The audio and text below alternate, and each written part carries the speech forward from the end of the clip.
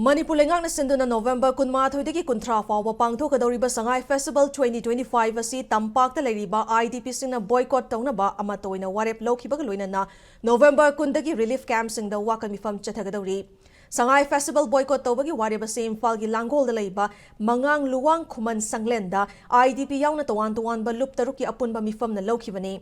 Mifam aduda Churachandpur Maitei United Committee, Maitei Council More, Committee on Protection of Maitei Victims More, Kangpupi Maitei Union, Torbung GP Victims Committee, Apex Committee of Maitei Villages Imphal East Amadi Relief Camp ki mihut sing na sarukyaki. Mifam adu loiraba matungda paumi singa unabada Committee on Protection of Maitei Victims More ki Vice Chairman Irom Rajendrana IDP singi chapchaba resettlement tawdringai da Sangai Festival pangthok na honarakpasi khwaidigi laibak thibani. Sangai Festival pangthoki hairabasu IDP singi resettlement mapung fana tawraba matungda pangthopiu haina leingakta taksilakli.